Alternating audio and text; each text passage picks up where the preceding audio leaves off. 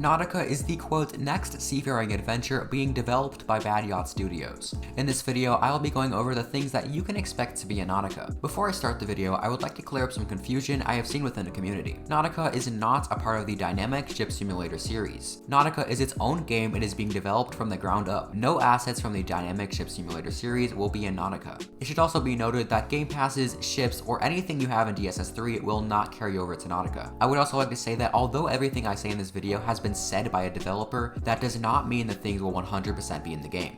Everything I say in this video is subject to change. The very first thing I would like to go over are the boats and ships that have been said to be in Nautica. For starters, the Sparrow 125 is the starter boat in Nautica. The Sparrow is a crab fishing vessel. This is actually the only vessel for Nautica that we have video footage of so far. This video also showcases the mooring feature, but more on that later. Next, the Samuel Beckett class offshore patrol vessel can be expected in Nautica. This is the first and only confirmed naval vessel for Nautica. Next, very excitingly, the Lusitania and Carpathia are said to most likely be making an appearance in Nautica, but they will be different models from the ones in DSS3. Syntax Connoisseur has said that the models for DSS3 are quote not compatible with what we're doing with ships in Nautica, and that parts of them can be recycled, but they'd still need extensive work on them, end quote. Another boat we know of that is coming to Nautica is this one, based off of the Cornelia Marie, which is another crab fishing vessel. Now the reason I say it is based off of the Cornelia Marie is because the boats and ships in Nautica will be based off of boats and ships in real life, but will be given different names in game.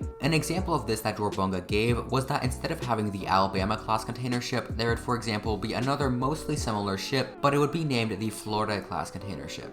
He also said it would be the same for islands, with them being inspired from real life islands, but made with their own style and given their own name. Syntax Connoisseur has said that he will quote 100% add rail ferries to Nautica with little trains that roll into your ship when you load, end quote. There hasn't been any other talk about this subject, so it's hard to tell if this is actually something that is happening or not. However, if this is something that is happening, it will certainly be very cool. Jorbunga has also said that there will be an Alabama-esque ship in Nautica. Colonial ships are another thing said to be coming to Nautica. Jorbunga has said that he would like for them to be public ships, however the devs are finding it difficult to do since the colonial ships in DSS3 cost Robux. Lastly, ship submissions will most likely not be a thing in Nautica. Syntax has said, quote, the ships have to be made in a very specific way, so it's dev only, or commissions from people we specifically hired and given a specification to, end quote. He also said that we will understand this decision once features that are currently secret gets revealed. DSS3, however, will continue to accept submissions once Nautica releases. Next, I will go over some of the different things planned for the map. For starters, the map in Nautica will be completely different from the map in DSS3. The map has also been said to be huge.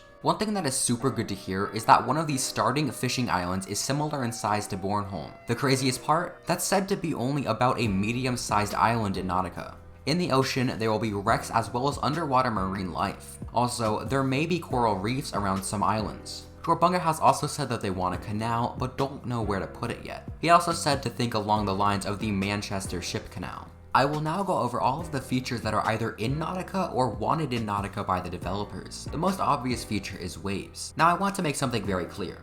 The video I am playing right now showcases waves that are now 2 years old and are a very old version of waves in Nautica. Multiple developers have said that the waves now are so much better than the waves showcased in this video. Tugging has also said to be a feature in Nautica and will most likely have a permission system so you can't be tugged against your will. One thing that is quite cool is that the interiors will only be rendered when you are inside of the ship/boat.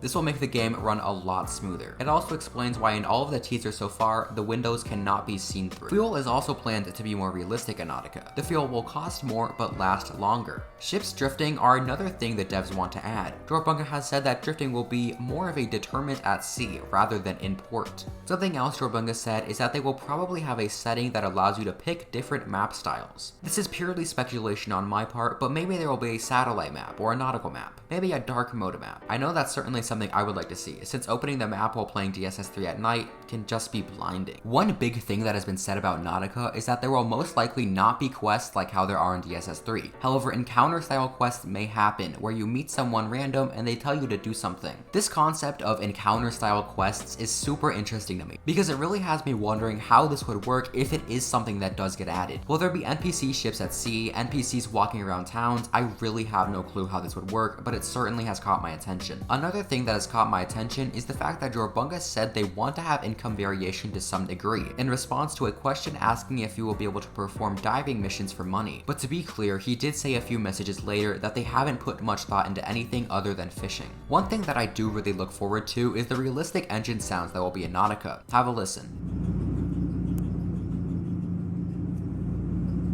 Jorbunga has said that he is working very hard to get good and realistic engine sounds for the vessels in Nautica. One big aspect confirmed to be in Nautica is PvP. Localized weather has also been said to be something that devs want to add. This means that the weather could be different depending on where you are on the map. In my opinion, if added, this would be one of the coolest features in Nautica. Imagine you get a distress call from a ship sinking in very rough weather, while you are in perfectly calm waters. So anyways, you start heading over in their direction and you are able to slowly watch the weather get more and more severe. The concept of localized weather sounds amazing to me. We also know what some of the songs in Nautica will sound like. I'm not going to play them here, but if you want to listen to them, the link to the OST is in the description. However, one thing I find interesting about the OST video is this photo right here. In this photo, you're able to see a brand new type of life raft. You are also able to see a flare in someone's hands, so there will probably be a flare tool. You can also see the way the lighting coming from the lights on the Sparrow is behaving. You are able to actually see the beams of light, which is pretty, but also just really cool. When Jorbunga was asked if smaller boats would be able to flip over from big waves being too tall, he responded with this photo. Although it isn't a direct answer to if ships can flip over from big waves, it certainly showcases a flipped over boat. Anchoring is said to be something that Jorbunga wants in the game, but he doesn't know if it's possible to do effectively. He later said that if added, it would likely be an anchor going straight down while attached to a rope. To me, this sounds quite similar to how the diving bell works in DSS3. In late November 2022, Jorbunga said that, quote, "The best way to think of Nautica is a more in-depth DSS3. It won't be any slower paced or faster paced, but interactions will be more in-depth than just clicking a button near some cranes to load cargo." He later gave another example of this, saying that you wouldn't just be able to press 1 to deploy a fishing net. Instead, you would have to go to the back of the boat to deploy the net, and maybe there would be a map of fish colonies that you would have to use. If this happens, it will definitely make it harder to AFK grind, which honestly I see as a positive change. This means that you will actually be able to have stuff to do during your voyages, instead of just going AFK the entire time.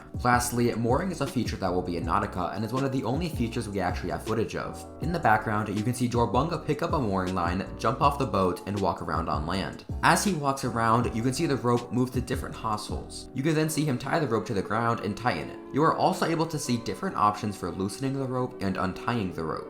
Something else that sticks out to me is the fact that both of the sparrows in the background are different colors than white. Jorbunga did say they don't have a coloring system yet, so they were colored using beat tools. However, the part that sticks out to me there is that he said they don't have a coloring system yet, so you can probably expect there to be one at some point in Nautica. One feature that will not be in Nautica is the rebirth system. I will now go over some different information about Nautica. Nautica has been said to be technically limitless in size. There is no limit to how big islands or ships can be. Jorbunga has said that they would really like for there to be 50-player servers, since they need a lot of players to populate the huge map. However, they do not know if this many players is actually possible. Jorbunga also said that there may be 30 to 40 ships on launch, however this is a rough estimate. However, the devs do want there to be a strong progression system on release while they work on supporting the game further.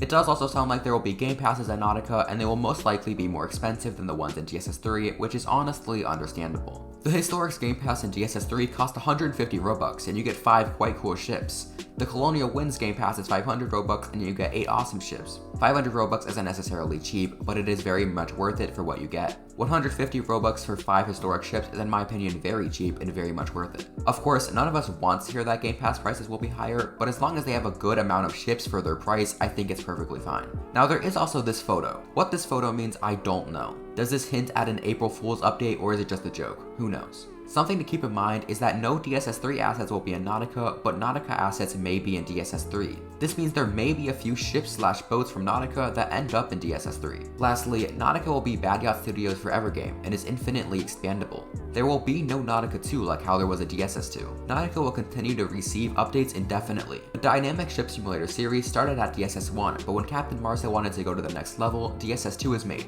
and then DSS3 was made once he really wanted to take things to the next level. This will not happen in Nautica. If big changes want to be made, they will be made in Nautica, not a different game. Lastly, although there will be an alpha and beta period for Nautica, most people will not be able to partake in it. Only staff members are allowed to partake in alpha, and handpicked community members only will be in beta. During alpha, many features will be added, and during beta, a lot of stuff will be added into the game to add on to those features that were added in alpha. Once again, remember that everything I said in this video is subject to change, so take it with a grain of salt. If you did enjoy the video, I would really appreciate it if you could like and subscribe, and my Discord server is linked in the description for those of you who would like to join. With that being said, thank you all so much for watching, and I will see you all later. Bye!